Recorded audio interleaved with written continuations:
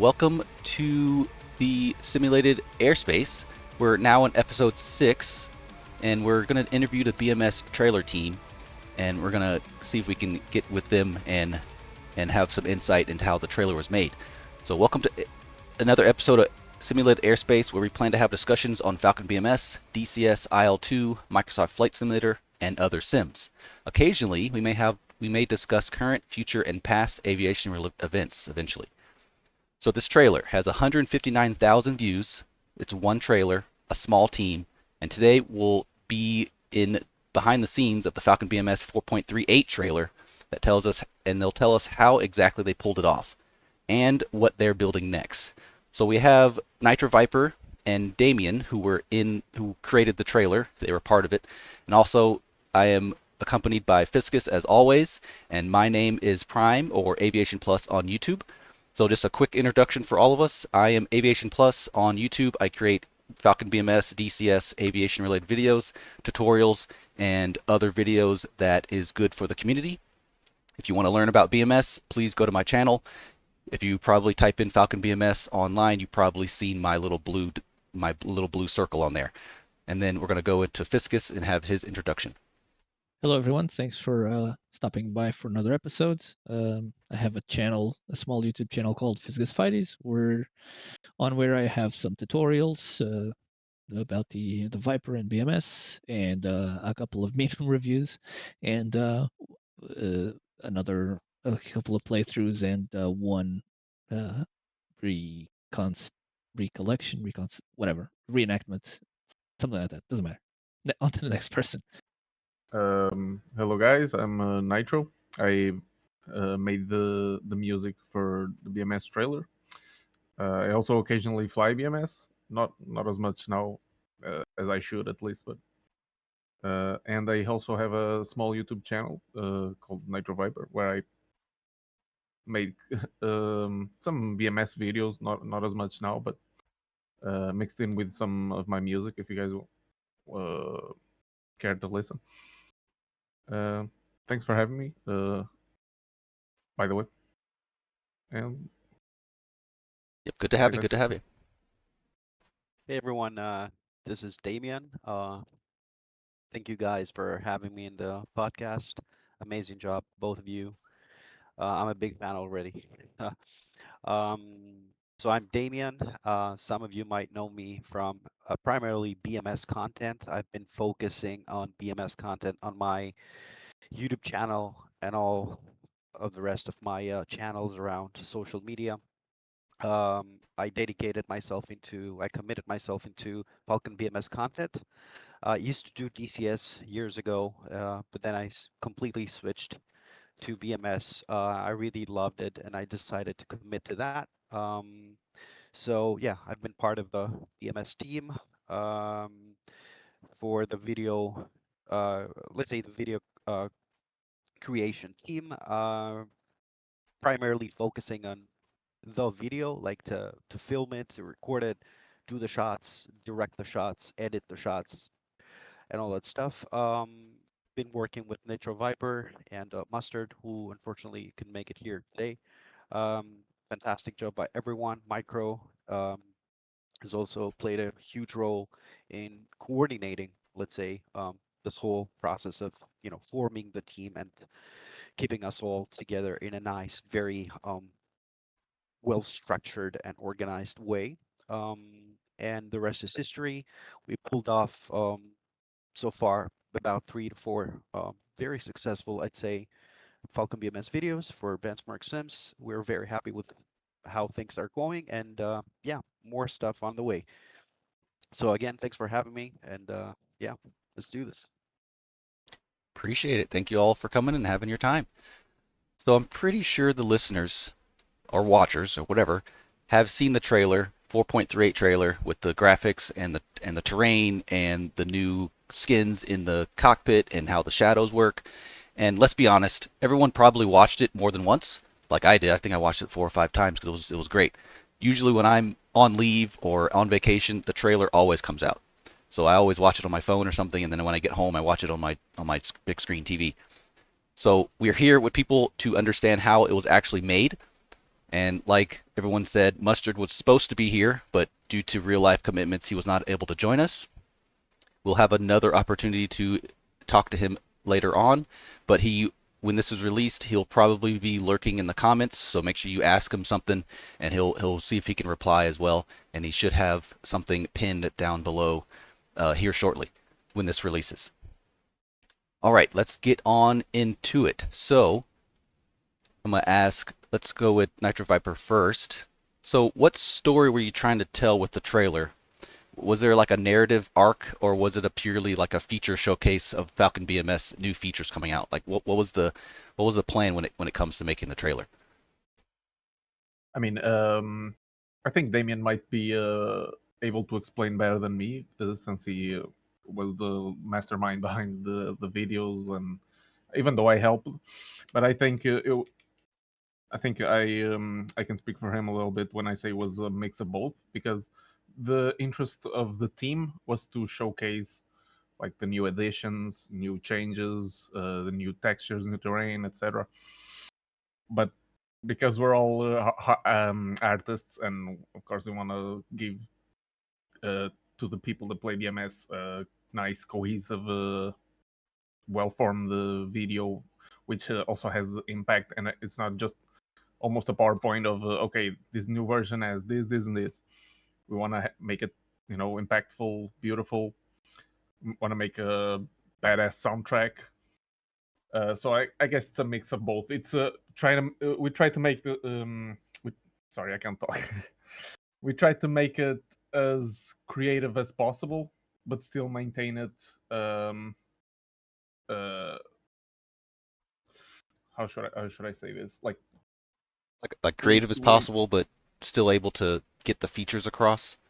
Yeah, exactly. Yeah. And keep the dev team happy with, they obviously had things they wanted to showcase, and it's a push and pull, but I think we pulled it off really, really nicely. I was very proud of our team, very proud of Damien, especially on the last shots where we had to coordinate tons of people, but everything came together. It was definitely it gave us some headaches back then, but in hindsight, looking back, we're all very proud, and we wouldn't have it any other way. But I think Damien can expand a little more. Yeah, go ahead, Damien. Well, one more question for you, Nitro. Was it the music that was kind of created first, or was it the idea of what you want to be able to create? What was created first, the music, or what you wanted in the trailer? I think we all had already ideas and preconceived the notions of what we wanted in the trailer, but I was just, because I'm friends with Micro, I was showing him some of my songs that what I was working on, and he heard a few, and that one, which later I released in the album, that one caught his attention, and he wanted to work with me and create a trailer song that was kind of different than normal trailer music, with like those epic type of orchestral type of more no, the kind of music that people usually use for trailers, almost cliche. Okay, yeah, like a score, like a movie score type of thing. Yeah. Exactly.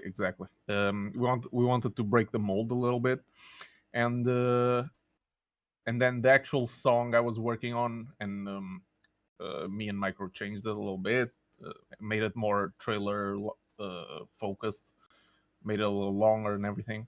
And then the actual song itself gave the shot ideas to Damien. And he also, there was a little bit of feedback back and forth. So he told us, oh, can you make the intro like a little softer, a little longer? Can you make the end a little slower? Stuff like that. It's almost a symbiosis of the whole team. But I think the song was the step number one that kickstarted the whole process. Yeah. All right, yeah, that makes sense. Yeah, I make some videos, and yeah, it's basically movie making. Like people in real life make producers and movies and stuff. Like it's the same type of thing, same type of of process you have to do with even making things about video games. Yeah. And I think Damien told me this. Like we had a lot of conversations over the course of making it, and coming up, like it's nice to have ideas, but coming up with something out of nowhere, like the shots, and then trying to apply some like the music to it, but then it doesn't really have the vibe you want. So I think it was really nice to have like a cohesive song from the start, and then fit the shots to the song and change the little bit of song. That's one of the advantages of working like with an actual musician, because it he I love how Damien expresses the emotions he wants in music, because it's hard as a musician. It's hard to like somebody who is not a musician tries to describe something, and sometimes like I'm more confused than like satisfied with the direction they're going. Like Yeah. it's hard to explain, but because he's also a musician, he's explained the vibes and the feelings he wants in such a clear way that to me, it makes the process really enjoyable. It's very creative, which I like, and everything ran super smoothly. I honestly, looking back, it couldn't have gone any better. Yeah, it was a great trailer. It got everything in there, got the features in there, and the vibe was. It could be different for every person, the vibe and the feeling from it, but it still has a similarity for everyone Oh, for because sure, that's what it was created. So, for sure. Damien, what was the vibe you were looking for in the trailer? Were you looking for a exciting, I want to play BMS, or oh my goodness, look at that terrain, or just excitement just throughout the whole thing? What was kind of like the vibe you were trying to get with making the trailer there? Yeah, well, it's a mixture of things and emotions. Like first things first is like having Nitro and Micro working on this kind of music, this genre, let's say, of music, which was heavier than expected, and not by us primarily, but for the viewers, because the majority of the content that's out there from DCS or whatever is usually cinematic music, orchestra music, epic scores and stuff like that. And um and we kind of wanted to break that, and that was not my idea, honestly. I remember when Nitro first presented his idea, it was a blast. Like, it was a heavy riff, pretty nasty, and initially we had a laugh with Micro, like, oh my god, we're gonna be attacked. Like, who's gonna be, like, this is against what normally people would expect. But then it clicked in my head. It clicked as a creator, as a musician, but also as a movie creator. Let's say, I thought this is the contrast that we're looking for, because BMS is not like a product the way is other things are being served to the people. It's more of a family community vibe project, um, that kind of welcomes everybody in freely, unconditionally somehow. And I thought to myself, BMS deserves a different approach. It's not. Allow me to use the word we, as all of us are part of this world. So we are not the same to some degree. So I wanted to represent this notion that we're different, that we're coming from a different place. And this is where the music clicked for me. I was like, you know what? Let's just do this. This is a challenge. How we can incorporate this metal badass riffs into a presentation like video. That's a challenge. So it was a lot of back and forth communication with the guys, to really drive emotions in a sequence that makes sense. So it's not like a blast, a slap in the face right from the get go. It's like a build up kind of sequence where you get to have this nice intro, unexpected, with the Viper blasting through the screen. The text goes away, and then you have this little symbols coming in. So it's like it's coming, it's coming, it's coming. So it kind of gives you a vibe of, you better hold from your seat, because what you're about to see is big, is impressive. and that's the deserve that Benchmark Sims deserves. Like, sorry, that's the respect that they deserve because they put up so much effort. And all of us inside the videography team, we wanted to create something that it's representative of that effort. Like, because sometimes it's funny, allow me to say this, when you're a developer, when you write code or when you design things, right, you're so committed and focused in this that you don't really have time or even skills, allow me to say this, to to market what you've created. You might be very good at composing code to make something very solid, smooth, beautiful, but then you don't know how to promote it in a beautiful way. So this is where we come to take what these guys are creating and present it in the most respectful, complete, impressive way possible. And the music played a huge role because it was the foundation on top of which we were able to build ideas. Because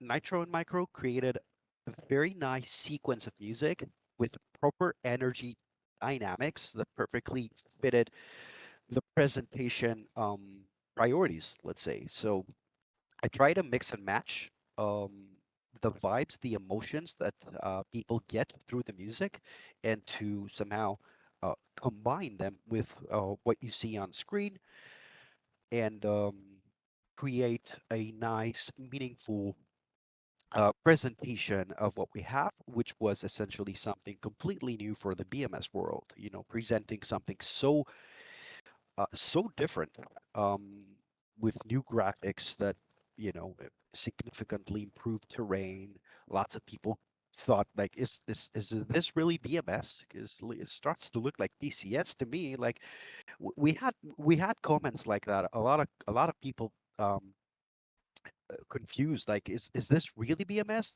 And that made me so happy, honestly. Um, because we pulled it off. We made something that it's representative of what the team is actually doing behind the scenes, and having so many views in this video, it's just a proof that it could not have been done any better. And the team itself is a mix of extremely talented artists, because that's how I perceive all of us. And yeah, it came out so well composed and so complete, that I couldn't ask for more, honestly. Yes, remember in the trailer, it opened up with a close up shot of the cockpit, low level over the water, which the waves were like just completely different from the BMS world. The waves were actually waves. They had white caps on them, and then you had naval ships. That's something that's not really BMS's strong point, but there are naval ships in there. But you had the F-16 fly over the naval ships and the water, and then like kind of like go into the logo and kind of went off into the distance there. But that was the opening shot at a sunset. That was the opening shot of the trailer. So that is something different with BMS, with waves, close-up shots. Because I know DCS does close-up shots like all the time. Like every other shot is a close-up shot of something, and the aircraft going up. You see the trails of the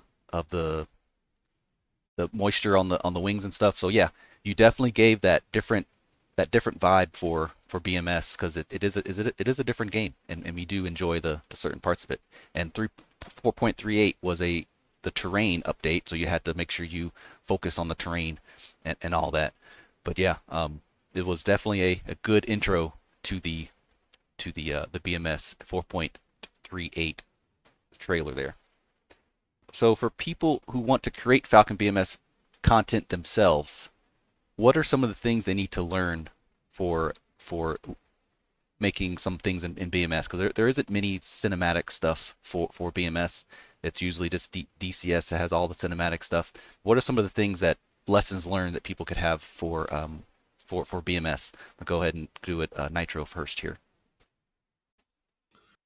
Um, I mean, anyone that has ever tried to like record BMS videos and try to make them like decently good looking, I mean, you, Fisgas, and Damien all probably know these way better than me, but learning how to control the cameras that are in game, like available for shooting, like all the different angles, that it's very very tricky. Definitely need to like play with it in offline for a long time to kind of get the hang of it, because unfortunately you have to fly and record at the same time. There's just no other way.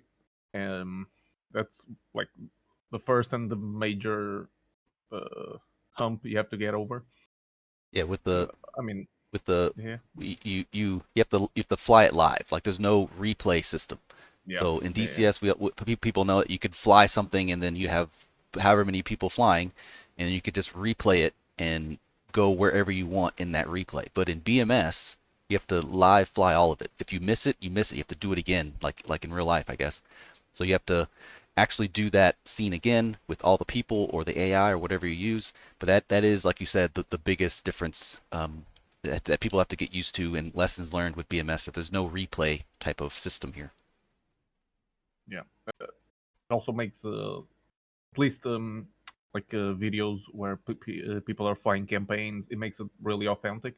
But of course, like it's 10 times the challenge when you're trying to create a like a cohesive trailer or video clip or something more well like more put together. It's definitely harder. It helps to have wingmen that you can trust. I remember I helped Damien record a lot of the shots for the trailer, and a lot of them got scrapped anyway because they just didn't make the cut. But it definitely helps. But still, the biggest obstacle in recording good looking BMS videos is definitely the learning curve that you need to be able to fly decently well and record and kind of work the cameras. It's not just recording; it's working the cameras outside of the plane and get the right angles. And anyone that has ever tried it knows what I'm talking about. It's way more complicated than it looks. Yeah, it's Uh, it's super complicated.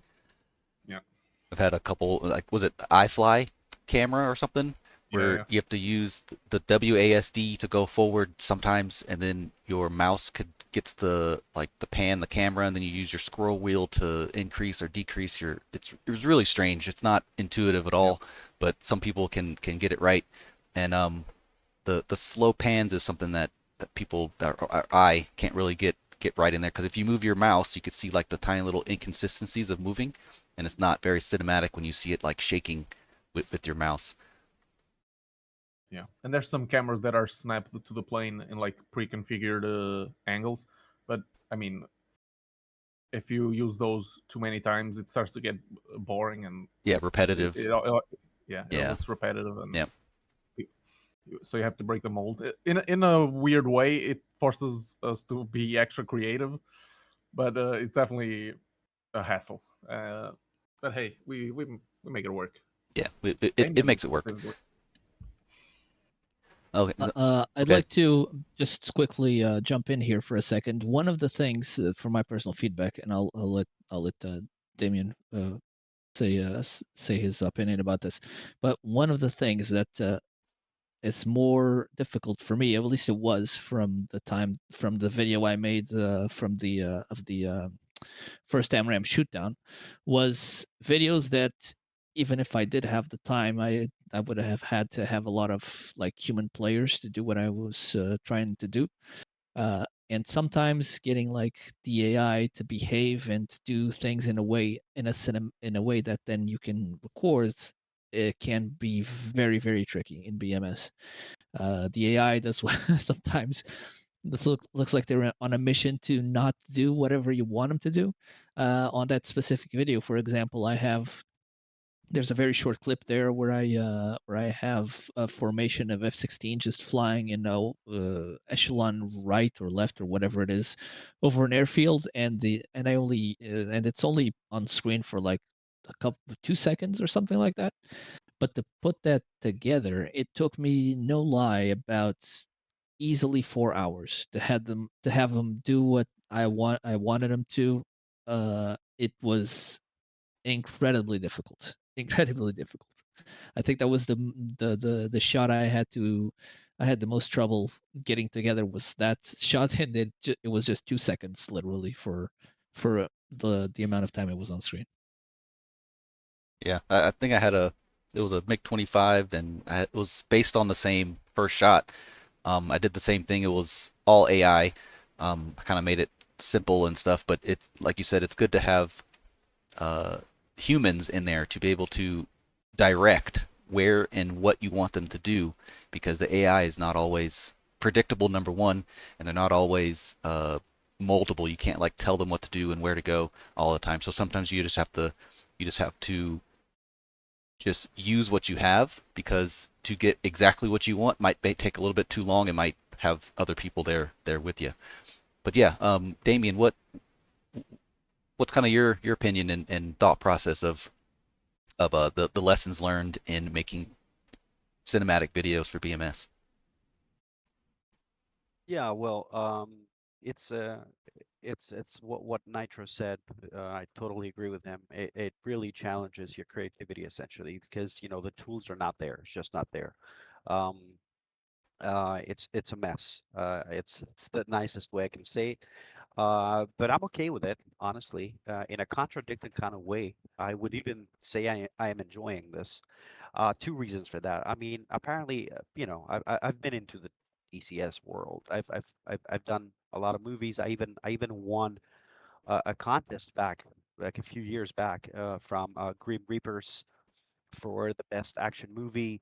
So, DCS not, and from then actually, if it evolved even more. Now DCS has fantastic cameras already inside the game. You can literally do cinematics just by accident. Like if you randomly place cameras here and there, you can just you can compose something very easily. And is this a good thing?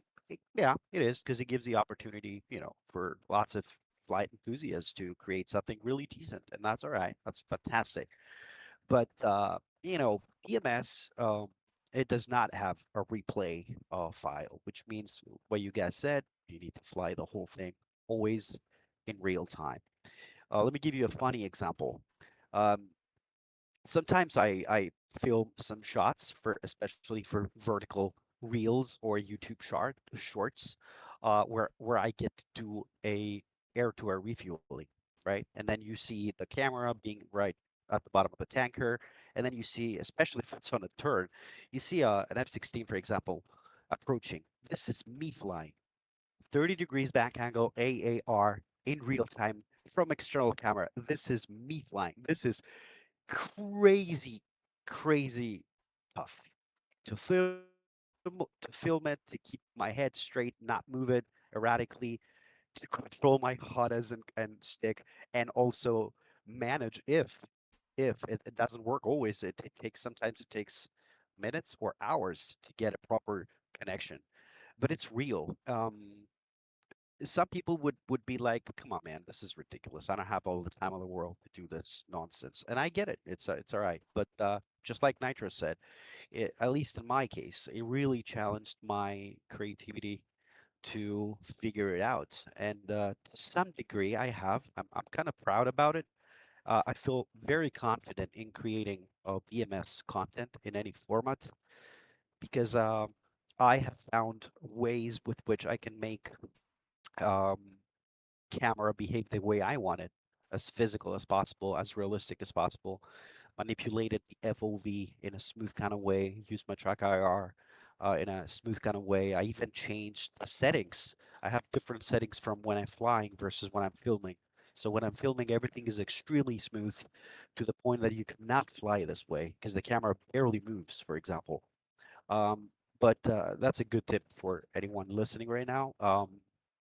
And it takes, again, like you guys said, it takes, try and error. You really need to spend some time, um, figure it out, e- even create an identity, because, sometimes people really enjoy certain views, and that gives them some sort of an identity of how they perceive, um, their directing skills or whatnot.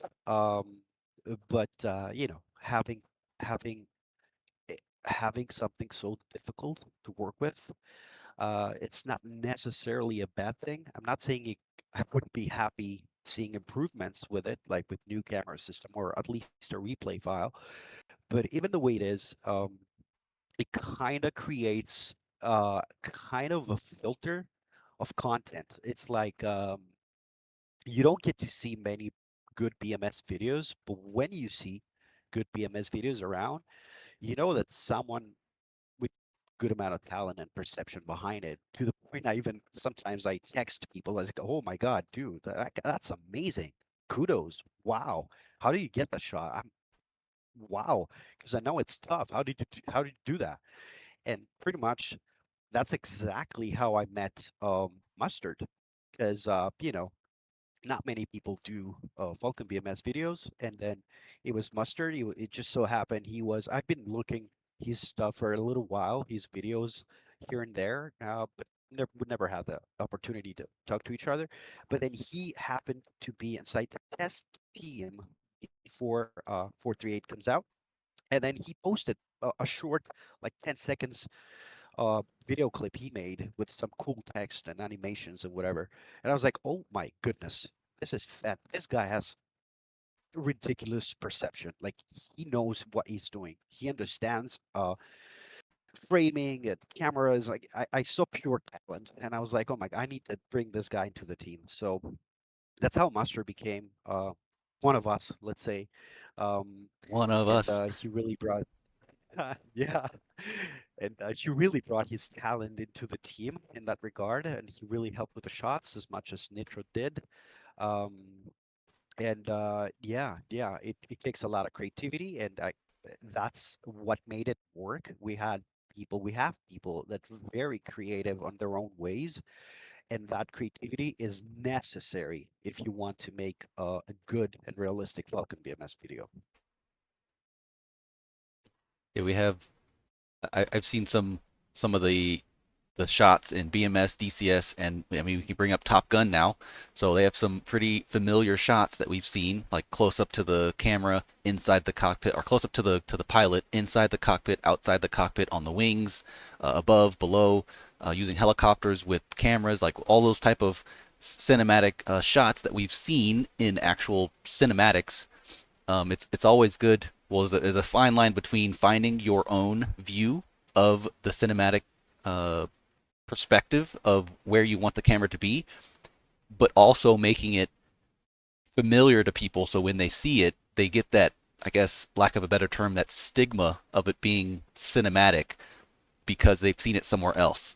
So there's like a fine line between seeing it before and doing new things that are still cinematic, but not in the realm of being completely unrealistic, like a weird top-down view, unless it actually makes the situation like better. If it actually has the situation in at hand, like if you're doing a top-down view of a carpet bomb or something, that'll probably be relevant for that. But if you're just trying to do that to have one airplane taxiing, that might not be relevant for that certain point in time. But yeah, making videos is in BMS is a little bit different than DCS because one, you have to do it live, and two, the tools aren't as great as we want it to be in that sense. Yeah, there's also the logistical side of it. Like, for example, the last shots on the trailer where we had to have like 20 people in the same server and organize. That was also like a head scratcher because unfortunately BMS doesn't have the best like multiplayer connection. It's sometimes when a lot of people are like on the same airbase or something, weird correction, weird stuff starts to happen. So that was also kind of a headache, but it led to some of the best shots I ever seen, and especially the last, like the elephant walk. I'm really proud of that one, and I think Damien is too. That was it was tough to hold that in and not tell anybody about that. Yeah, it was we did it in Falcon like years ago during COVID, like 2020, 2021. We did a huge elephant walk, and I guess lessons learned from that came to this. But I was in the Elephant Walk. I was one of the F-15s, and it's a huge ordeal to be able to orchestrate, like basically kind of trying to corral cats on an airfield and trying to get them in the same spot. And you have one person looking above to coordinate and direct where everybody should go. And you're like, third F-16 on the left, go forward. Second F-16 on the left, go forward. Slow down. First F-16, like it's all this type of stuff that has to go through back and forth on the thing. And then we had to time the aircraft from above coming over during the sunset at the same direction as the sun. Like it's all the different things that comes into play that people may or may not actually think how much time and effort and creativity needs to go into making a video. And it's crazy how much stuff is into it. That's why we have some behind the scenes type stuff in real life with videos, with movies. You say time, and like the actual time scale, like if we took too long, the sun would set and we'd have to begin all over. Exactly. Yep. It was tough, but it was worth it. And let's see, yeah, the that and the yeah, that's I had a whole bunch of other stuff to say, but I think I forgot it now. I'm getting so excited about this, but yeah, Viscus, anything? Were you able to get into the trailer, or I don't remember. No, I was not. I was not. I was not. No. I was not. I was not a part of the of the team that was that took part in that trailer. Be nice, but then again, my free time for flying whatsoever has been so drastically cut down and reduced. Even if I had been invited, I'm not sure I would have been able to come along. Unfortunately, Next time. But yeah, next time. Next time, yeah, Next maybe time. sometime. Okay, I'd like to get to know the or let the listeners get to know our guests here a little better. So, starting with Nitro.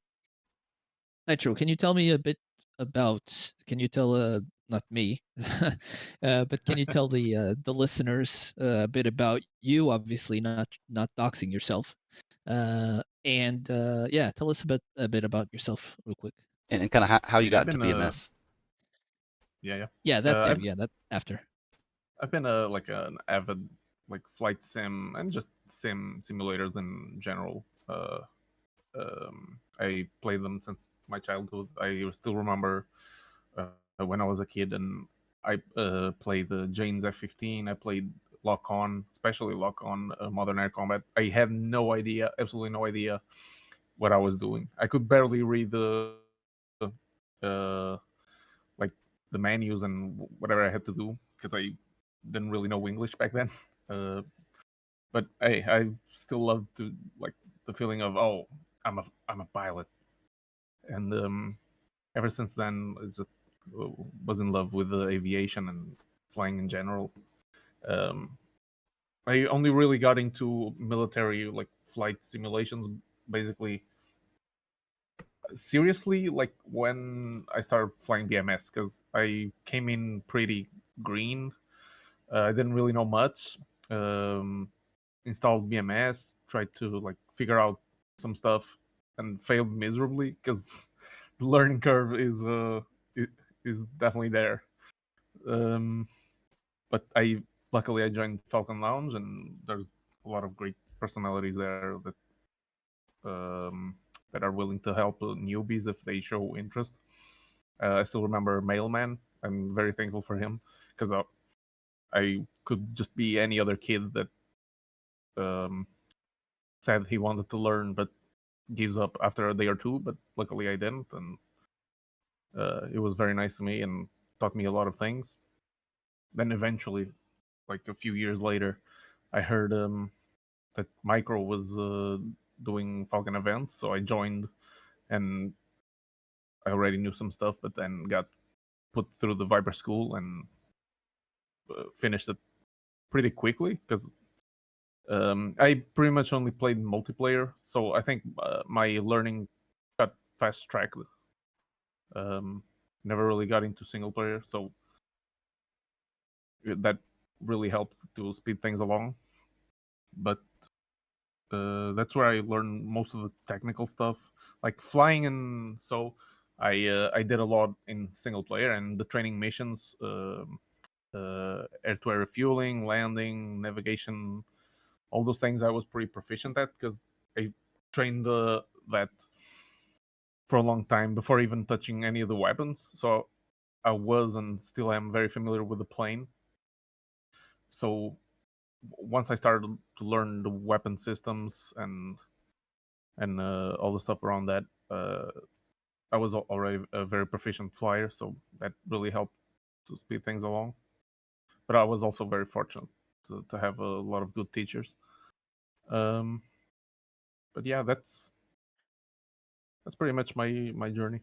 A lot of I was lucky in a lot of steps, so I can't take credit all for myself. So because I had great teachers, and Micro was also a big influence music wise and flying wise, because the guy is a genius, and I'm fortunate to be very good friends with him and Damien. But that's pretty much my BMS journey. Also did some VMS videos, but more satire and more like funny videos than actual serious BMS showcases like Prime and Damien and Fisgus. And also helping Fisgus a lot, which I'm very proud for him. I also knew him a while back. It was complete. It was a very chaotic way that I met him, but we've since become really, really good friends, and we've even met in person. And I think now I'm just going on tangents. No worries, no worries. What was the original question? You answered it. It's fine. I would like to add something there, which with what you said, and I've delved into this thing about having some more less serious content on my channel. I did a couple of meme reviews where I use a lot of memes and curse a lot with obviously with the what's it called, with the bleeps being warning and stuff like this. And I think personally maybe it's me being silly, but I think we could use some more of that type of thing. I'm Yeah. not saying that I'm gonna do it. I'll do it whenever I whenever I feel like I can do something funny or that I find funny personally. But I think I'd love to see more of that less, not so serious, maybe joking, humorous type of content about BMS on YouTube. But that's just me. I have to agree. I have to agree. Yeah. And Nitro, so you were part of the trailer as a music producer and also as in what's the term, assistant or extra for the shots with Damien, correct? That was more or less your role. I think I'm actually more proud of being the F-16 pilot flying over the elephant walk because that was you? Oh, snap! Yeah, it was me. That was you. Mustard was on the F-15 and I was on the F-16. Nice. Oh, that's nice. Yeah, that was very proud. I carry that with a lot of passion. That shot's just amazing. It's almost like a Super Bowl flyover. Yeah, exactly. I still remember when Damien first showed me that. He was very excited, and oh damn, that was hard to keep in. That was very exciting. But I have to, on another tangent, I have to agree with Fisgus because the BMS videos that do exist are either tutorials or long playthroughs or cinematics. I do have to agree that a little less serious content once in a while, it just keeps the things a little more lighthearted and fun. And hey, at the end of the day, we're all trying to have fun. Of course, we're into the game because it's a simulation, and okay, we want to role play and have that, But as far as I'm concerned, I think I was the first person to land the SR-71 on the carrier. We didn't know it was possible, but hey, that's the kind of stuff you apparently discover so. when you try. Yeah, Yeah, I that was remember funny. that. That was funny. That was hilarious. Stuff like that. See, it makes me love BMS even more. I never posted those videos to detract from the realism of the game. It's just because just thinking outside the box is just so fun, and it helps you discover all kinds of weird stuff. And plus, Uh, it creates Yeah, absolutely. talk. Like it creates some talk. Like you landed an SR-71 on the exactly. carrier. It's like, wait, what? Someone's gonna comment and like share it and like, what is going on here? It doesn't have a arrestor hook. Or it's like, what? No, but it still landed. Still did it. Yeah, that was funny. That's another tangent. Anyway, I feel like Damien should chime in. I like his insight. Yeah, let's get to talking to Damien now. So Damien, tell us a bit more about yourself. Again, not trying to dox yourself in on the internet, but yeah, tell us whatever you feel comfortable telling about yourself personally, and how did you start with BMS overall? Yeah, well, you know, it's funny how all of us pretty much have a kind of a similar starting point when we're kids. Certain events kind of draw our attention towards, you know, fighter jets or aircrafts whatsoever. This was the case with me as well. I was a little baby. To my mother's siblings were fighter jet pilots. Of course I was too little to understand what this was or meant, right? So it was the A7 Corsair. Um, they flew in Suda, Crete. But again, I had no idea what that was. When I was introduced to fighter jets for the first time, I was so little. I was even scared by the sound. But then through the years, kind of you know, uh, it it became like something that I was looking forward first chance. I remember myself asking my dad, "Hey, is there any air shows where we can go or any air bases where we can visit?" Especially back then in Greece, it was a lot easier to get into any air base and get close to the jets. It was a lot less strict or whatnot. So yeah, so through the years, I came across all sorts of fighter jets around Greece. I've explored, I've sat inside, I've been inside so many cockpits or whatever, and then it became like my passion. I remember my entire room was full of little models, plastic models, all sorts of fighter jets. My favorite one was the Tomcat F-14. That was my favorite jet of all times. And then the movies played a huge role on my passion about fighter jets. Believe it or not, my first ever movie with fighter jets was Iron Eagle. Um, and when I saw this movie, it's like, oh my god, I want to be Doug Musters. I want to be this guy, man. How do I do that? How can I be him? I fell in absolute love with the F-16. It became my number one fighter jet of all times. Like ridiculously in love with it. Through the years, I've done so many different things in my life, being a musician, being a fitness trainer, being a painter. Like now, I'm a software engineer, whatever. So, despite exploring all sorts of areas, growing up, whatever, something that never left. It was the passion for the fighter jets. Unfortunately for me, I was not able to join the Air Force as a pilot, although I served Hellenic Air Force for a few years.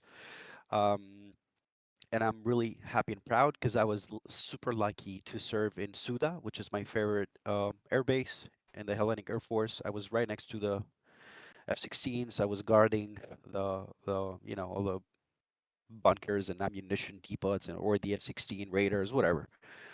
So I spend a lot of time being right next to pilots. Some of them are now my friends, and and then since I was a kid, I was flying all sorts of different flight simulators available. Falcon 4 was my number one when it came to flying the F-16. Of course, just like Nitro said before, I had no idea what I was doing. I was not good at English back then, especially when it comes to terminology or flight or whatever. I had no you know serious computer or any sort of joysticks or whatever. I was just flying with keyboard. Um, but what's crazy to me, honestly, is that so long after here we are now. I'm part of the team of a game that I used to fly as a little kid, and it hits me in a way that I'm sure you guys vibe and connect to the same emotions because, like I said before, more or less we kind of share the same story, all of us. It's this passion that connects us, and that's what you get to see inside the BMS community.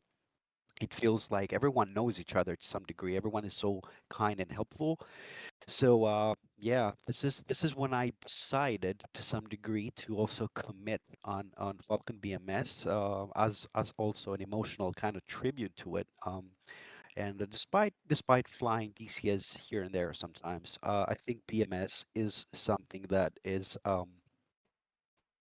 kind of hits my emotions in a positive way. I'm very emotionally connected to it. I really enjoy where BMS is going. Uh, Needless to say that people like you, Fisgus and Prime, the content that you guys put out is also extremely helpful for us, because I'm included, to get to know what we're doing and to be even more attracted to this fantastic simulator. And yeah, it's all these years flying all these simulator games or whatever. I think what BMS has given me is a lot more well composed experience, more complete and realistic experience. Not only from what it gives you as a simulator, but also the community is a lot more dedicated and a lot more serious. I'm also very lucky to be flying with, let me call their names. I'm sure they're going to be happy listening this, but they deserve the mentioning. The Viper Simmer and Merv. I fly with them. They're very proficient in what they do. They're very well knowledgeable. I'm very happy that they gave me the opportunity to fly with them and learn so many things with them. Um, yeah. This is how I get into BMS. This is what keeps me in BMS. The community, the realism. Uh, Although it's always funny and nice to see funny videos, just like Fisgus mentioned earlier. It's really nice to sometimes break this all seriousness with some funny stuff. And in the end of the day, like you said, Prime, it's nice to stir the water, create some conversation, bring people in, draw attention. It's for everyone in the end of the day. You don't have to be a pilot to be in BMS. You can be a newbie and be in BMS. It's for everyone and it's free. And here we are. You want to learn how to fly? You can watch Fisgus. I've distributed so many people back to your channels because I found them foundational in bringing someone in this world. So yeah, that's who I am. That's what I do, and I'm very happy about it. Have you ever had the chance to fly in like packages, like large packages, or in DCS or BMS? Have you ever seen that part of the community of flight sims, like missions? Well, yeah. I mean, not in DCS. Let me tell you this. For the I've been in big teams in DCS. I flew with all sorts of both Greek or more international teams. But honestly, uh, it was BMS when I first experienced what it really means to fly with a lot of people. And my first ever experience was with like we're talking about big numbers, like more than 20, 25 jets. Was with Micro and Falcon events. So I've done this, I don't know, about 2 or 3 times. It's not many, but it was enough to introduce me into a completely different experience that I have never really experienced before. And we're not just talking for people listening. It's not just about hop in a jet, take off from the taxiway and do whatever the hell you want. It's more of a structured, organized flight with briefing, with an hour-long briefing. Everyone knows what they're doing. We have our call signs, proper timing, proper ATC permissions, proper flying, formation, proper instructions, the brevity. And I'm not saying that. this is scary. It was scary for me. I was clueless, but the fact that this exists in BMS, there are teams that fly in big numbers. They organize certain events that anyone can participate. Um, it's something that once you experience it, you can't really fly solo anymore. It's too boring, honestly. Sometimes, try to fly a campaign solo just to chill late night, whatever. And it's like, yeah, it's good, but I'm on my own. Like, there's no one to talk to. Like, it's not so organized. There's bots everywhere, AI planes. When you've experienced flying with 20 people, 30 people, it's like you can't go back from that. But yeah, I think BMS with maybe a little better internet connectivity or a little bit more improved UI, it will be fantastic when it comes to multiplayer. Mhm. Yeah, that multiplayer. I try to push multiplayer to people because it's a totally different world. I know everyone is uncomfortable when you get into multiplayer and fly with people. We had our questionnaire. Most people didn't have the time for it. That was a majority of people who selected that didn't have the time for multiplayer. Close second was the fear of the unknown and the fear of not being good enough. So that's the community's type of vibe that I see from them. So that it always happens when you get into a new situation or you fly with others. Like, you're always going to feel uncomfortable. If you feel something that I always say, if you feel uncomfortable, you are learning something. So to the best of your abilities, try to be uncomfortable in situations. If it's like a safety uncomfortable, then that's probably not good. But even then, you're learning something to not do something safety wise. But there is that uncomfortability when it comes to flying in multiplayer. But you're always learning something, and like you said, once you get into multiplayer, it's going to be very difficult to go back to single player. And you opened up that new door, and there's unlimited amount of doors, and you'll always be learning forever. Because even I've been playing for 10 years, and even I'm learning stuff. There's people who real life pilots who've been flying for 30 years. They're still learning stuff. So that multiplayer thing is to open up the doors to be able to fly more and have more fun. And allow me to jump in real quickly to kind of bring it all together with video creating. Let me tell you this myself, like being a video creator. Honestly, this last shot that we all did with the elephant walk with NitroViper and Mustard flying this formation with it, honestly, that was also an experience that, from my point of view, being the cameraman, essentially, it was real. From my perspective, you guys, that was real. Like, it didn't even felt edited or structured in a way that's like fake. Like, it was a real taxi. The spacing must, all of you followed patterns, timings, distances, orientation, proper placing, configuration. Everyone need to have proper lights on their jets. I remember someone was like, I really don't remember who he was like, number three, turn on your taxi lights, or number five, put your lights flashing. And so all these sort of corrections, flying, operating, let's say operating with so many people in real time. It's a very real event, and it made me feel like I was smiling like a stupid child all the time. I couldn't believe in my eyes how all these people are now here, so professionally contributing to this task, which it was not like Nitro said. It was tough because we had to be in time to make sure the sun is not going to set, so the lightning is always the same.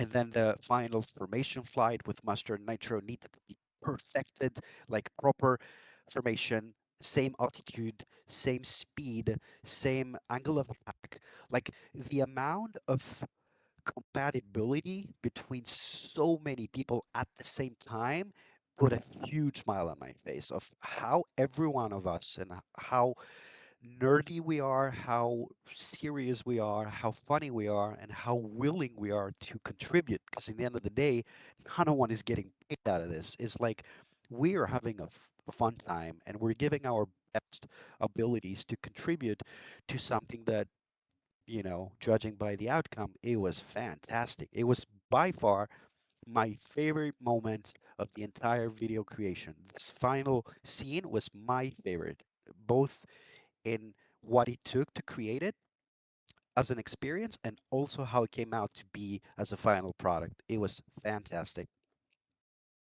Yeah, it was great. I'm actually have it pulled up right now. I'm looking at it now. But yeah, that last view is 3:15. I was one of those 15s. I don't remember which one, but on the ground there. But yeah, that the timing. I think we had to do it twice. I think, or was it once? I think it was. It was once for the if I recall correctly, it was we had like a little crush or whatever, but the elephant walk it only took once. What took twice, it was the flyby from Nitro and Mustard. Oh They yeah. just needed to fly a second pass because there was this bug. If I don't know if you Oh, remember the smoke. when yes, Yeah. where the smoke makes everything look green. So I asked from the guys, shut down your smokes, just do it without the smoke, and see how that goes. So, for the most part, I call it one shot. Honestly, for me, for for what I'm used to, filming most of the things at least 10 times, that was a one shot thing for me. Honestly. Yeah. Let's dive into like the behind the scenes of the trailer there.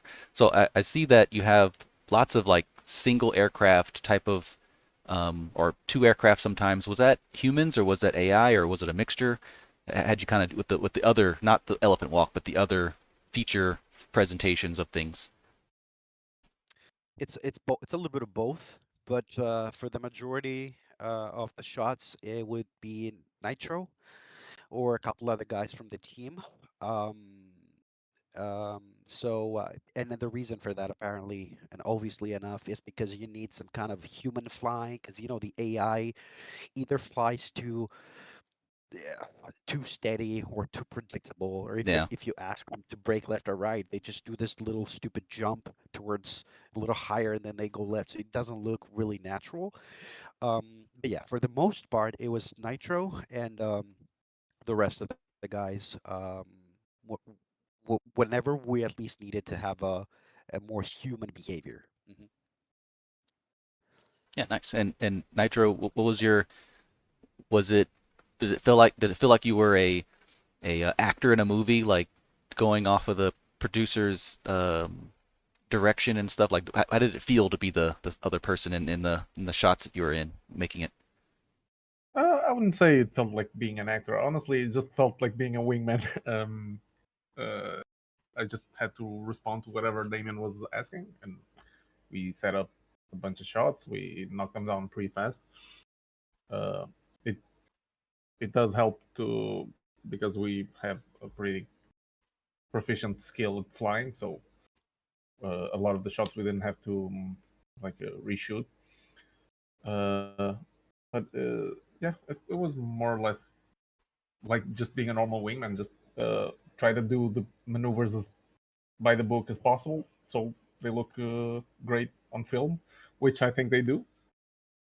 Um, yeah, but going back to the elephant walk and the flyover, that was probably the trickiest one because I don't know if you guys are familiar, but the F-15 and the F-16 do not want to go at the same speed. One is considerably faster, so that was probably the trickiest one. More for Mustard than me because we wanted to go as slow as possible to give Damien the time to record and to get the perfect shot and to direct us while we flew over the jets on the ground. But poor Mustard on the F-15, he was dragging his feet as much as he could because the F-15 wants to go Let's fast. go fast. Yeah. Uh, yeah, but other than that, they were pretty chill. Honestly, great shots. Great.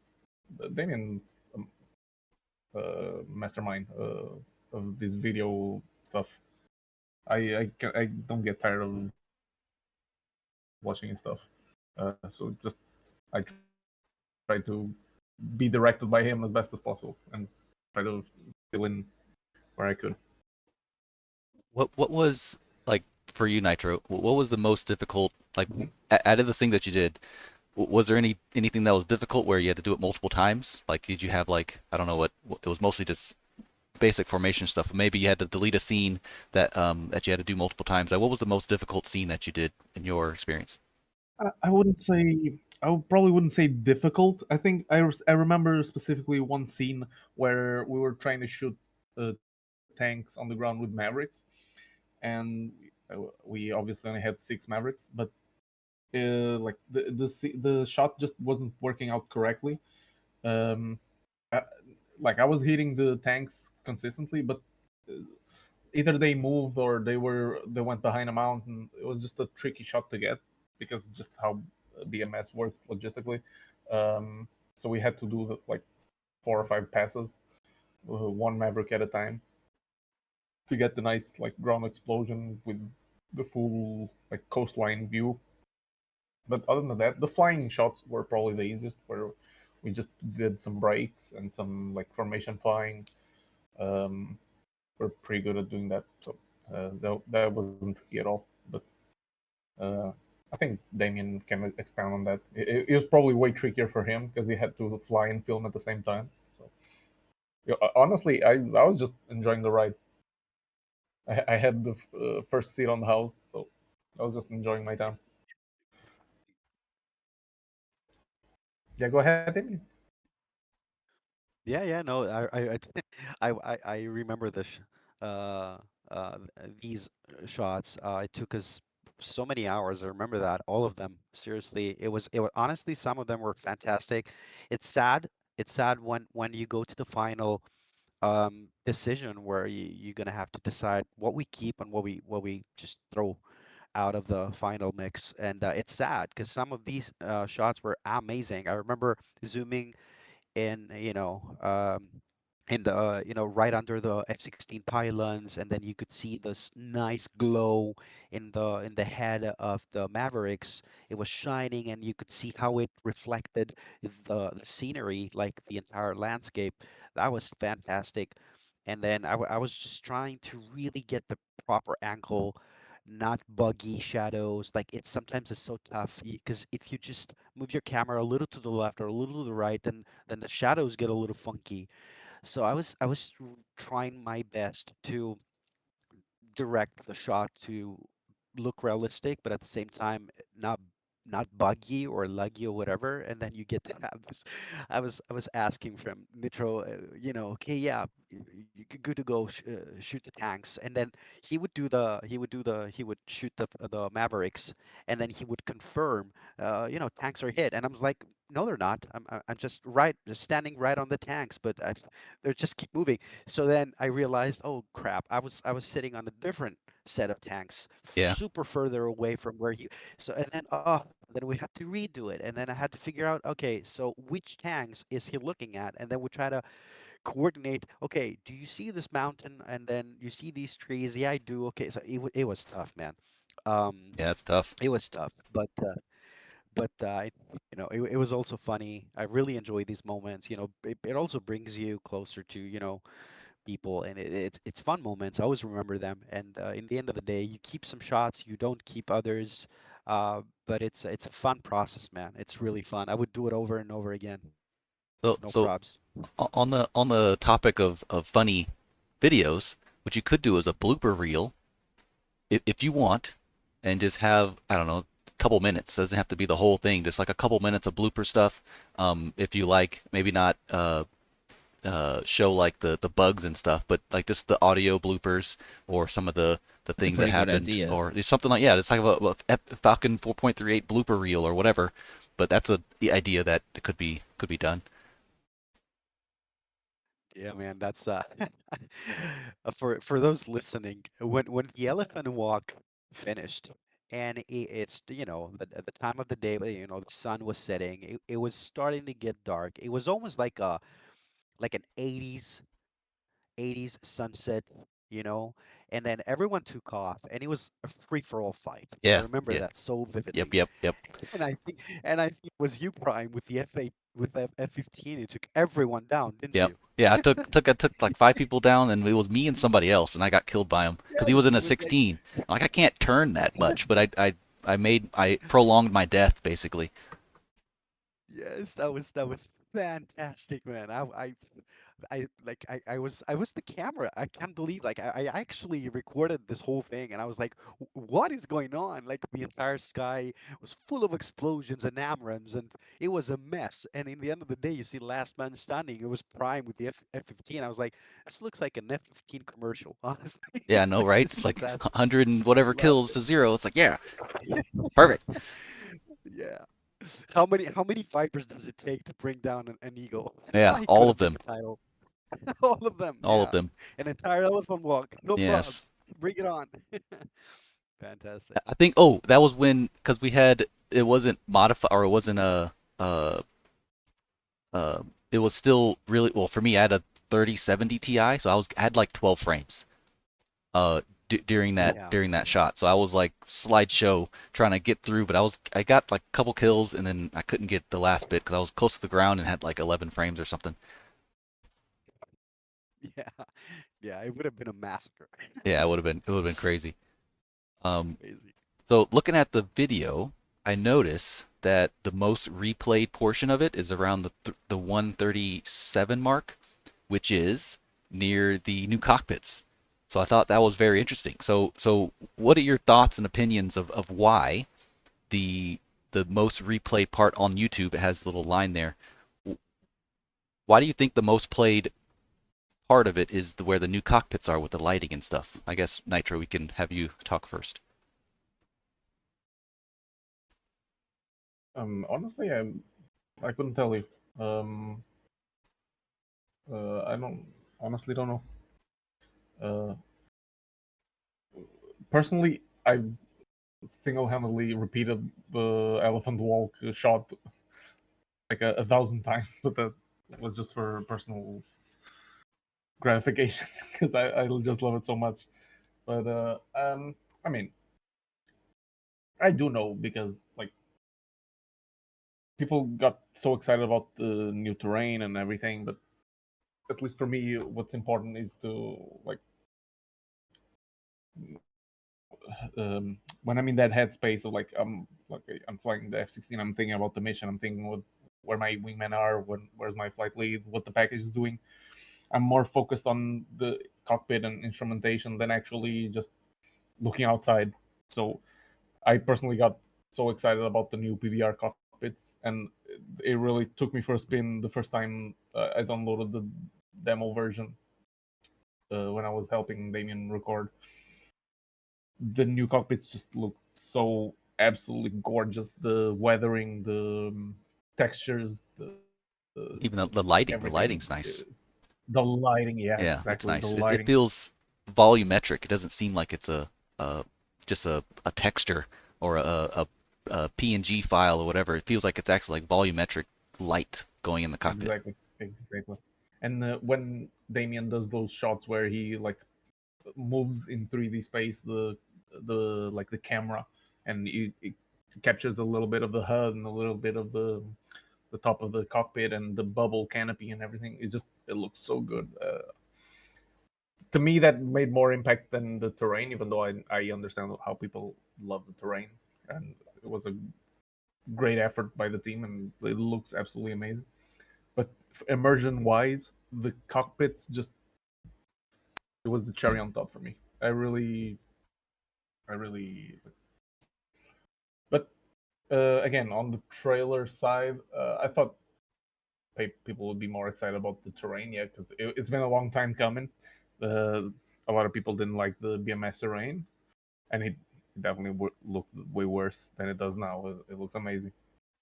But personally, I'm very happy that people also like the cockpits a lot because for me that made an impact. Yeah, the cockpits there is a good most replayed, and then it rolls into the new aircraft models. So you got the KF-21 and the J-16, so it kind of rolls into there when it comes to popularity.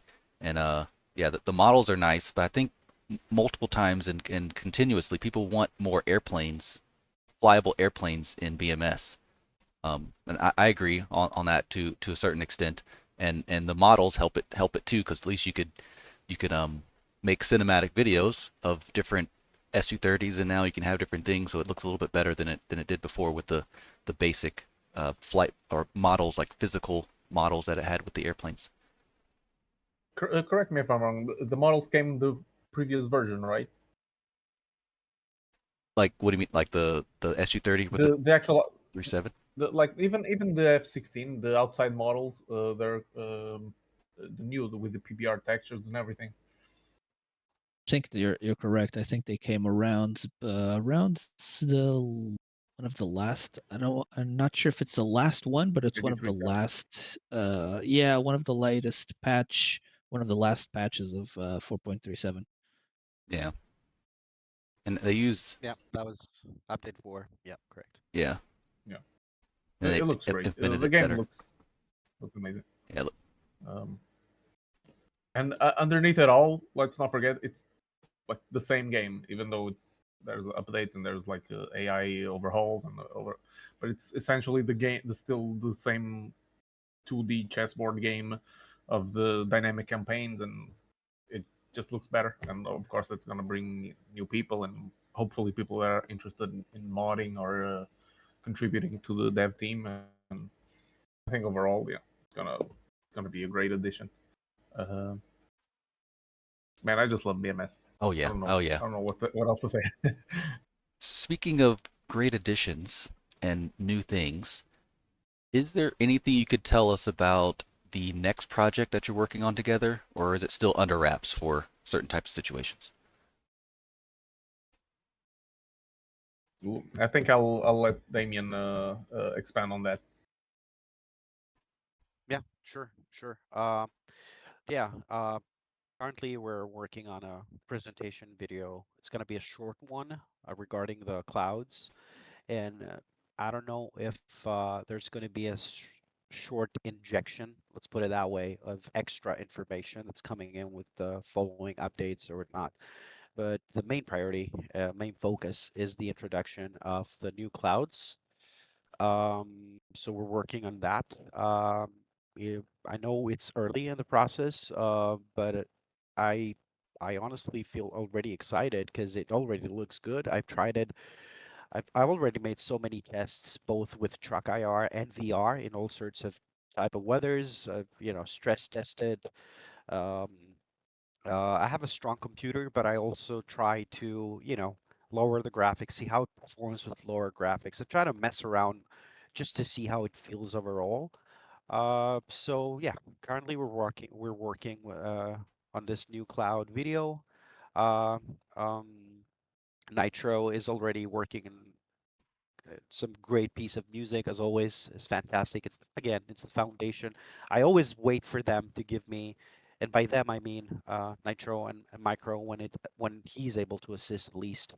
Um, I always wait for Nitro to, deliver some nice composed music because I really like to base anything I do on top of a music. I really like to allow the music to dictate how we're going to present things.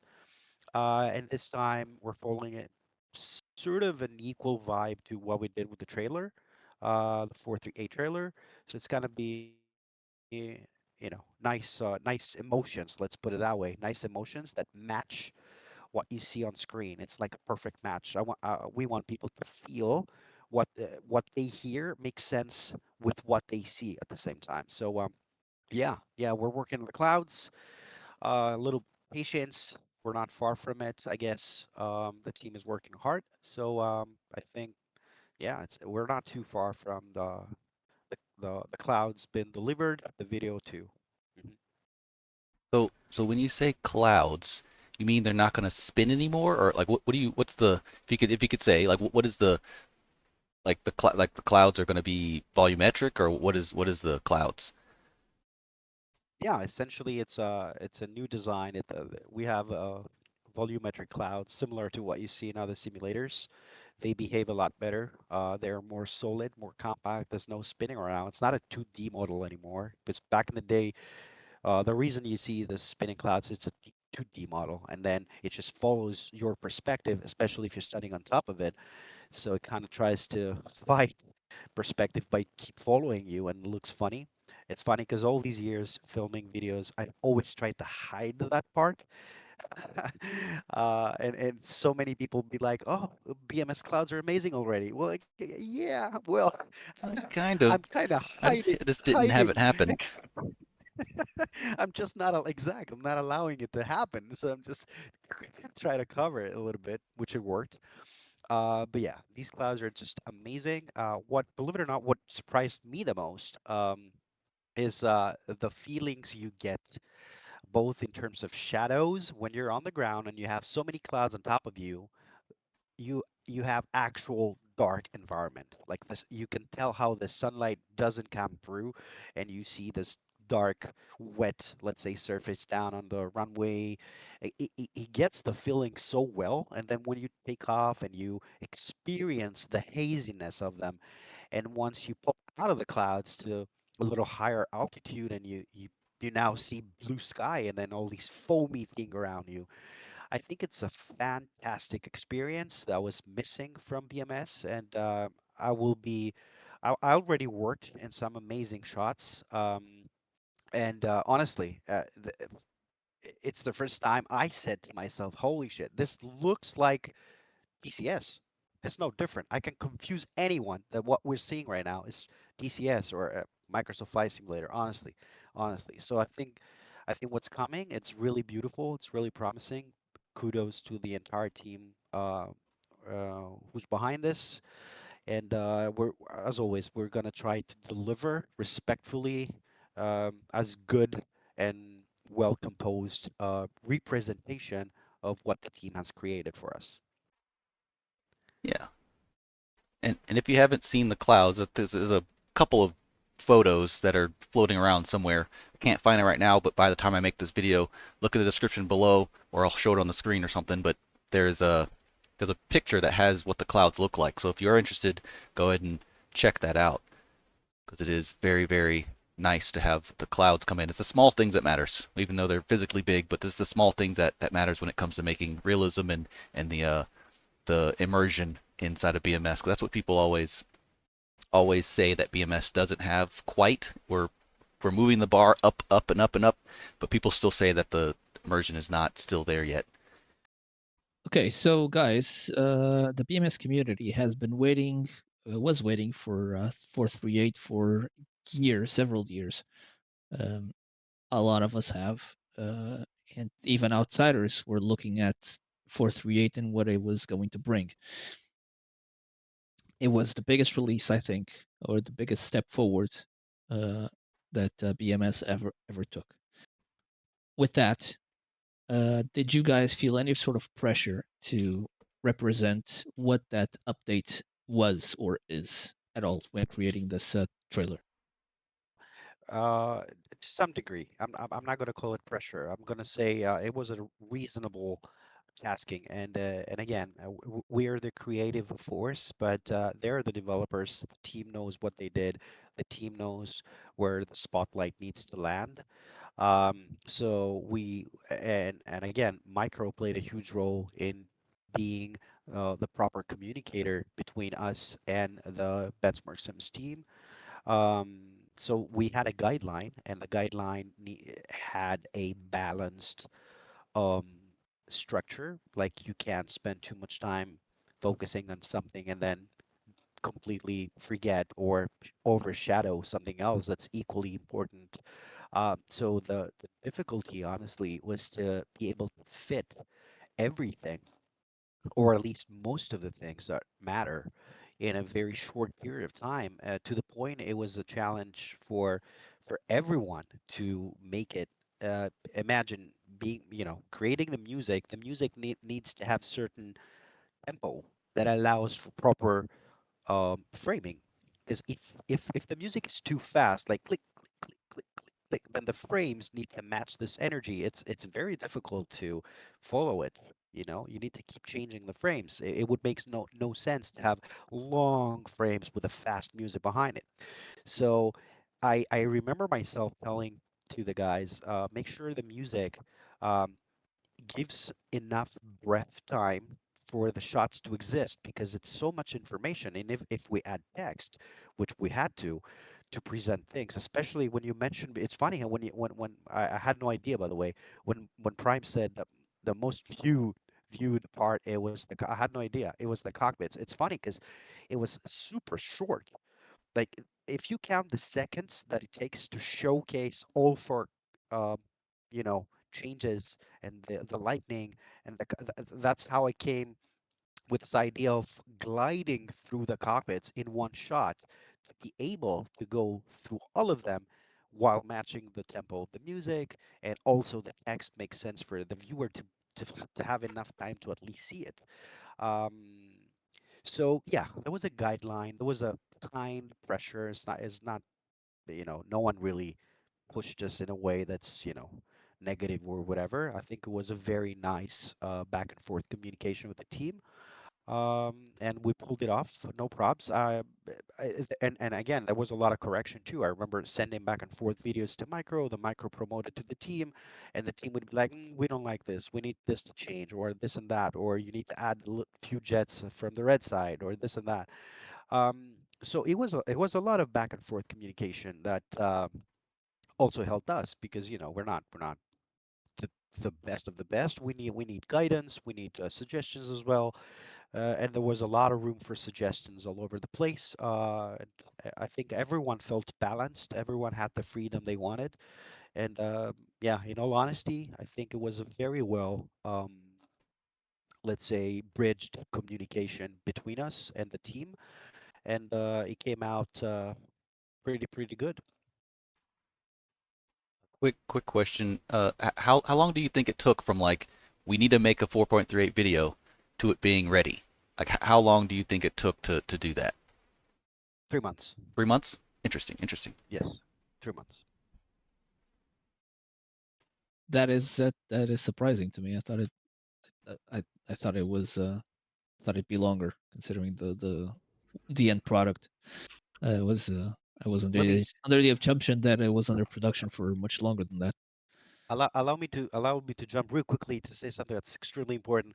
Imagine this: when we've been introduced to the video that's coming, and we need to prepare it, right? We need to start filming shots because they told us, "Hey, listen, by then." We're approximating that by then, X time. I don't remember the exact release date, right? Because it was a little bit organic. It was not, steady. But here's the issue. When I first got access to the 4.38 beta, the test, whatever version, so many things were in line to be added, which means I remember with Nitro, we already spent time filming stuff with the other guys, and then you have new shadows coming in, and then they fix that, and then they fix the other thing, and now you have better moving tanks on the ground. Oh my God. And then you have, you know what I mean? So, but it's funny how I said 3 months, but in reality, 90% of the shots have been made in the last month. I remember working so many hours a day to be able to fit the latest additions that came really in the buzzer beater. Like ITO, for example, we didn't have any ITO shots. No theater was available. It came out really at the very end of the of the available time. Uh, I remember this little bug on on the when you look to your right or your to your left and you see your wing. We had this little bug with a shadow looking like zebra kind of looking shadows. I don't know if you remember that. So they fixed that closing to the end of the available time I had for the video. So it took 3 months to coordinate it and to work on it, but in reality, I think it's 1 month of super hard work to make it work with the latest additions. Yeah, it felt more like a month since I joined the team, and I mean, Damien and Micro were already like planning ahead the trailer, but since I joined, it felt like little over a month. It was very fast, very intensive. I also, to go back to the like, did we feel pressure? I wouldn't call it pressure. Um, I would say maybe more of like a looming sense of responsibility because we knew was probably the most expected update that BMS is gonna get, or what was gonna get, and there's a lot of people to disappoint if we did something that wasn't up to snuff. But I think that responsibility only made us work harder and more focused, and I think we pulled it off. Um, Especially Damien, he really delved deep into the work, but I think the results speak for themselves. Absolutely, they do. So you said you had a mostly like a checklist, or and the team worked closely to you and with the stuff they wanted to highlight. Um, but do you think that uh, what do you what am I trying to say? The cinematic trailers like this and video cinematic videos, do you think that's like for people that go looking into content on YouTube and other platforms? What do you think attracts them the most? Is it this type of cinematic video? Is it the tutorials? Is it the funny stuff, even though there's not a lot of it out there? Is it like the people flying multiplayer and just seeing people in missions? What do you guys think? So, Nitro, starting with you. I'm being honest. I think the content about BMS that attracts people the most is always going to be tutorials, because I don't know, people don't really love to read the manuals, and there's a steep learning curve since you start playing the game, and it really never goes away. Even for experienced pilots, we always like need to go back and recheck some stuff or some weapon system we haven't used in a while. So I think the YouTube videos that you, for example, you do, Fisgus, I think there's always gonna have the highest like gross views. But I mean, every once in a while, people love to see the nice, well polished cinematic shots, which looks great in my opinion. But in such a highly technical game, I think the tutorial is always gonna have a, which is a good thing. I think there's some really good explain like how should I say this? Like there's been some really good YouTubers all over the years, you included, that have took the time and effort to read through the manuals and make nice visual presentations that help people tremendously. And it's just again another nod to how the community does stuff for free, and it benefits everyone. And at the end of the day, it's just a great community. And even though there's some flaws, people, we're all in this for the same reason, and we all like to help each other. I think it's a great thing in the end. Absolutely. What about your point of view on this, Damien? And since you are a content creator yourself, with a presence on YouTube and on Instagram and other platforms, what do you think? Here's the thing. It's a little bit of a contradicting kind of thought process in my head, because it's like it's what people need versus what people are attracted to, and it's two different worlds. And we can have our opinions and talk forever, but there's also data. Me myself, being a content creator, I analyze the data. Like, what do people pay attention to? What do they watch? Which video of mine, which short of mine capture people's attention and translate it into views, or people jumping in Falcon BMS? What drives people's attention? Honestly, it's a very interesting procedure. I've been keeping my eyes open all these years, and I came to certain conclusions. I mean, I'm going to start from your channels, for example. So, Fiesgas, you have amazing content. Like, I've watched so many videos of you that help me to really understand certain things, to get familiar with weapon systems or whatever, and procedures, right? The funny thing though is, like, most of the videos I watch from you are a little more advanced. I like to watch, because this is, I guess, where I stand. I try to learn a few more advanced, like how to operate certain missiles, how to shoot the Spice 2000, whatever. But the most viewed videos you have are how to start up, for example, the jet, how to taxi. So that tells me that most of the people, they just want to learn how to jump in. Like, shooting a spice is important or harm or whatever, but it looks like from the data, most people want to know how to operate the jet because this is not DCS where you press a hotkey and the jet is hot. You need to do it yourself. And then from the data, it looks like most of the people are attracted, if I say that way, into how can I get to it and make it work. I see this on Prime's videos, Aviation class videos as well. Like people tend to spend more time watching what gets them to start the game rather than what gets them to keep and flying the game. That's one. And number two, based on the videos I make, which is more of a cinematic approach, more of a I try to make it look realistic. I don't know if I'm good at it, but I at least I try to do that. And I see that most people are excited to see stuff that are a mixture of multiple jets. Most of the videos that translated into attention, it's videos that include multiple jets in a frame rather than just one floating. Even if the graphics are astonishing or amazing, people want to see action. And I'm not very good at it. Most of my stuff is not too much of that. And the reason is because if you want action, you have to actually set it up, fly it, film it. It's a mess. It takes so much time. I don't have all the time in the world. Um, but if you ask me, I'd say that most of the people's attention lands on cinematics, action stuff, or funny stuff.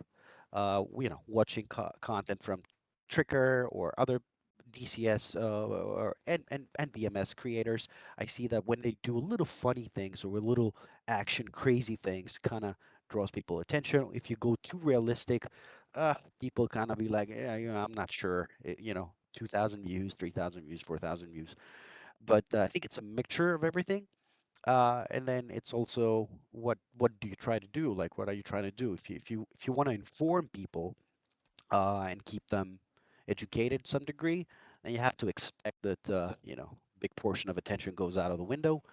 And then if you want to entertain people and go crazy cinematics, amazing music, epic shots, even unrealistic things, then apparently you're not delivering realism, but then you're going to have views and you're going to have people jumping in. So I think all of us, I'm happy because we're contributing in all of these categories. I'm very happy that all of us contribute to BMS from a different standpoint, each one of us. And I think we need this. We need this complete picture, complete balance of you can find anything you want. And in the end of the day, that's what brings people into BMS, and especially now more than ever with 438.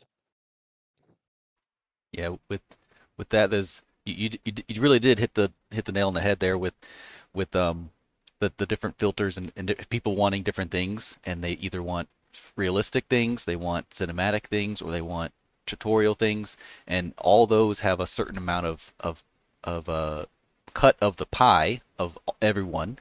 And you said that realistic things, funny things, unrealistic things.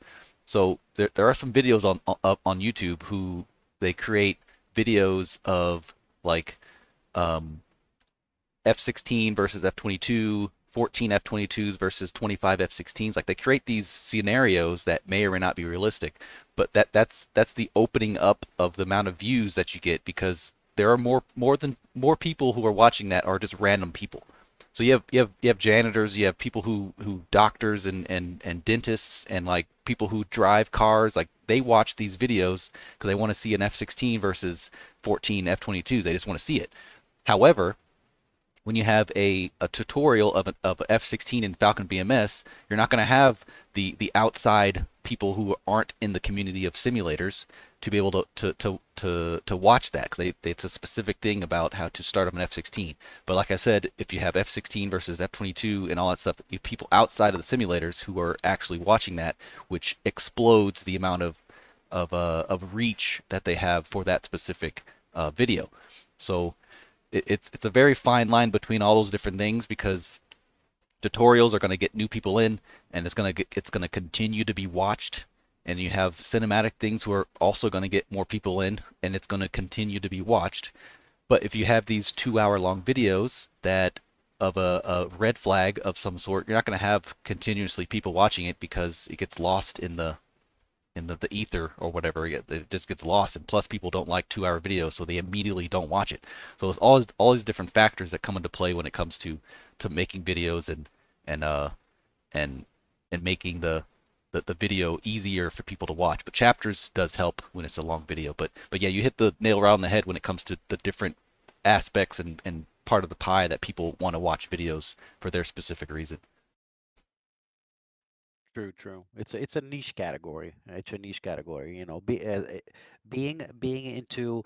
Here's a funny thing, real quickly. It's funny how some people ask me. Actually, it's a frequent comment I get under my videos. Is this available on a mobile device?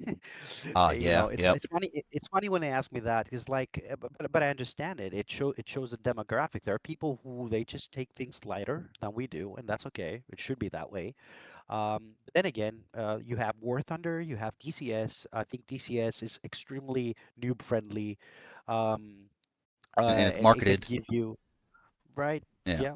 And then you have like us, we who at least try to get things into, respectfully, to a more serious, more realistic approach. And then it's like a Bible. I think, like I've said, if when people ask me how to get started, I always point 3 bullets. It's always 3 bullets. Number one, it used to be tactical podcast. Now I promote this podcast. Listen to this podcast because you're gonna hear what you need to hear. Number two, Fisgus channel. Number three, aviation class. Like, you have to go through them to understand what we do, what BMS is about, and if you like it, you're good. More than welcome to stay. But it has an inevitable realistic nature, and I'm not saying it's super attractive when you jump in for the first time, but it's definitely not as scary as it looks like. Yeah, and like to your point about attracting new players, and like you said, either you can stay around or you can't stay around. So we have probably, I'm just going to say 100 new players per day or week, whatever. You can just whatever.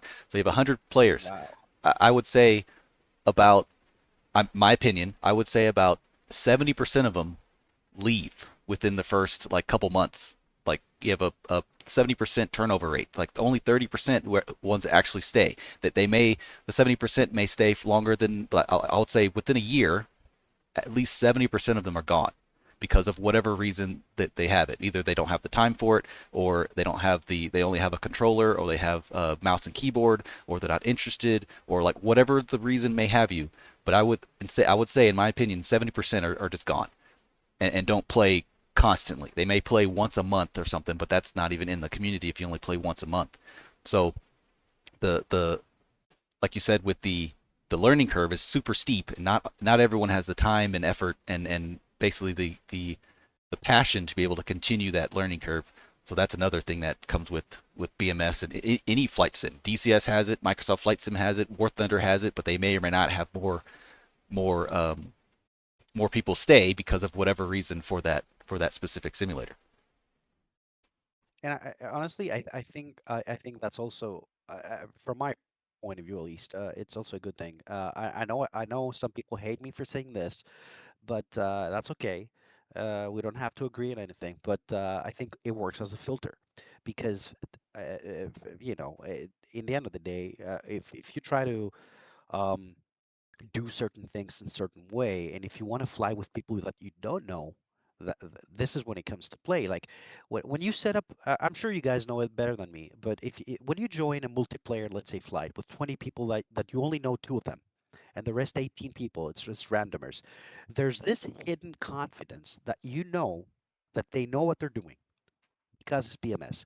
So if someone has committed to a 20 people flight, you know that at least they know how to start up the jet, how to follow a proper taxi, how to take off, how to at least navigate to a certain, you know what I mean? It's like BMS works in a way that kind of filters out the ones that are not very, I'm not gonna say committed. You don't have to be committed, but let's say serious about it to some degree. You know what I mean? Because back in the day, I remember myself flying a DCS. I've participated in so many multiplayer events, and it was a troll festival. It was a clown festival. Like anyone would do whatever they wanted. It was a mess, and that's okay.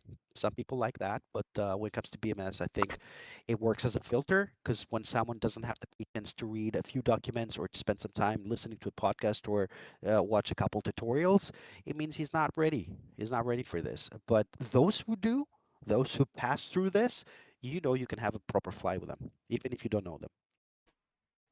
And yeah, I use the same thing as the filter. That's with anything, literally anything. You can go like real life pilots, commercial pilots, fighter pilots, and even going off of the pilot stuff. You can have car drivers, you have dentists, you have school, like everything. There's a filter everywhere, and I don't know why people sometimes get upset that BMS has a filter system where it's literally everywhere. You have to take a test, you have to take a verbal thing, you have to do an actual physical um, uh, application or like something. Like there's filters everywhere, and this one is like the easiest. Not even a filter. You could play by yourself all you want. There's no filter there.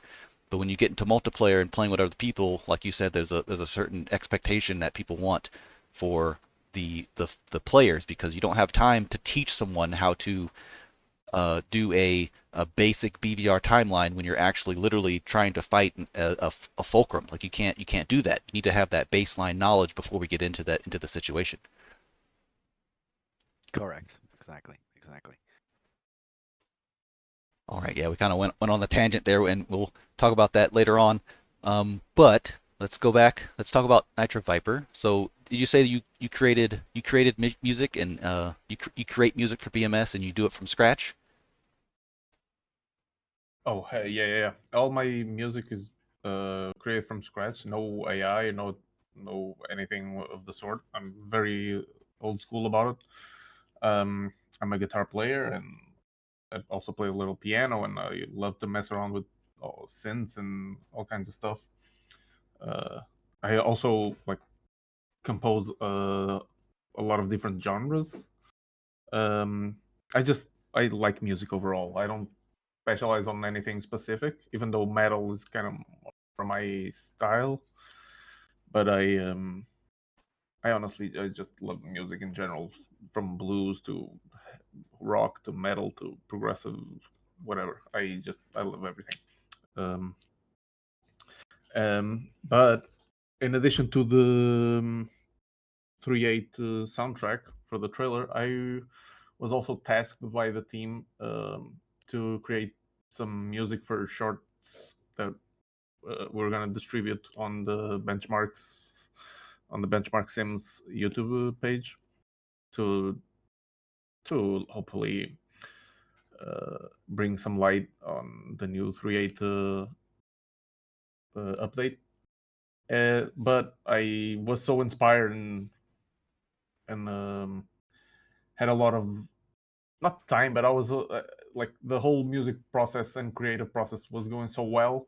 I did like a little short album that when I showed Micro, he wanted to include with the official release of 38, which for me, I was over the moon. Um, it was music that I made for free out of just the passion I have for the game, and the stars basically aligned. I was very, very like focused. I had a clear idea in mind. I had like the different genres of music I wanted to make. So, like, not everyone will like every song, but at least everyone will like some songs on there, and they can use it for whatever they need for free for YouTube videos and for even if they just want to listen to them. I'm very proud. I was able to achieve that in less than 2 weeks. I spent a lot of hours just composing and playing and writing, but in the end, it was worth it. I think I still sometimes listen to it back to back, and I'm very proud of what I accomplished. But responding to Prime's original question, yeah, I construct everything from scratch. I write my own songs. I fully play them. Try to keep them as original as possible, as creative as possible. And at the end of the day, just want to make good music that people will want to listen to, and it sounds badass in some cool videos. and I want to give my part to the community that helped me so much get into the game and learning all these years. So it's my little repayment back to the community, and I hope people liked it and go nuts. Use it for whatever you want. It's free. Yeah, I think I personally heard that the album that you put out after the release like at least a couple of times. What is the do you have like a the tool like say for specifically for the for this trailer? Did you which tool did you use to create music for this trailer? Just what I use to create music in general. I use Reaper. It's a great DAW. It's just it fits my needs perfectly well. I have my own instruments. I have my keyboards. I have my guitars. I can just plug in, start creating. Love messing around with synths that give me a lot of ideas, a lot of creative juices. It gets the creative juices going. That's what I mean. Um, Reaper just it's great. It's cheap. It's made by a small company as well. Guys that care about music, and that's basically it. A great platform. I definitely recommend it. I see. Yeah. Okay, so how about now we hit on some a couple of I'd say quick fire questions real quick. So Damien, favorite aircraft in BMS and why? Oh, that's an easy one. It's F-16. Uh, Primarily because I get to fly all sorts of variants. That's a cool thing about BMS. It allows you to fly Block 30s, Block 40s with the Warhead, Block 50s, all sorts of variants. The MLU variants, SUFA, 52 pluses. So you get to have all sorts of configurations and avionics and all of them that makes it so special to fly. So yeah, that would be it. F-16 for the win. Let me then throw a different curveball at you. Which variant of the F-16 and why? Don't just say the F-16. I wanna hear a specific variant. Um, that's a tricky one. Okay, I think it will be the one I grew up with, and the one I happened to be, when I was in the military serving in Hellenic Air Force. That would be the Viper that I had next to me all the time, and that's the 52 plus that we have in Suda, because it's a mixture. It doesn't have Link 16, so it's not too advanced, and it's not a Block 50, which doesn't even have an IDM. So it's like it kind of gives you awareness, flight awareness when you're flying because you have the IDM. When with proper IFF codes and everything, you can have somewhat of a good picture around you. It's not a Link 16, which I kind of consider a cheat, although it's a fantastic tool to have. So I think it's the best one because it kind of gives me this balanced feel of having to actually deploy awareness because not everything is provided, and at the same time, it's also advanced to a degree that allows you to operate in a more saturated environment, and also because I served in this airbase right next to that particular variant. So that would be, yeah, the Hellenic Air Force 52 plus. Thank you. Same question goes for you, Viper. NitroViper, which aircraft or and if it's Viper, which variant and why specifically? I actually didn't realize I agree with Damien so much on this subject, but I have to agree. The F-16 is the aircraft it wasn't originally my favorite aircraft, but ever since I started learning it and playing BMS, it became my favorite aircraft for a lot of reasons. But if I had to go specific, I would say probably, even though it's not correctly simulated in BMS, probably the F-16A, because it's just the most down to earth, like really puts you in the cockpit, and uh, it's rough and basically there's no help, like Damien was saying, no IDM, no Link 16, nothing of the sort. It's just communication, rough weaponry like dumb bombs and guns and a few aim 9s, the bad ones. And basically the most I fly is 80s campaigns, be it Israel 80s or Balkans 80s. It's just where I find I'm most at home in. So that if I had to answer, it would be the F-16A. It's just nothing can beat it. Nothing can beat the raw feel. Old school. I see.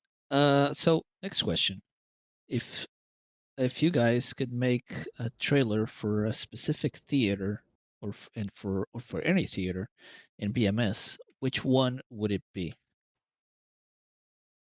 If I can go first, I think that this question is very easy to answer because there's the Hellenic theater that it visually it's by far the prettiest, and because here Damien is such a good friend and he's Greek, I'd love to do a trailer with him for that specific theater. Even though I did the menu UI music for the theater, I think I could do a better job, and I think we together, or the whole team back together, we could crack out something real cool with Hellenic Theater. Cool. What about you, Damien? Yeah, well, I would say HDO, Hellenic Theater. Although I'm a big fan of Balkans as well because it provides a mixture of sea, high mountains, fantastic grass fields. I think the Hellenic Theater it's a fantastic it's a transformation essentially, um, because it's very complicated map. Greece is very you know, it has so many mountains and canyons and all sorts of terrain. Anything you can imagine, we have it in Greece, like islands, big islands, small islands.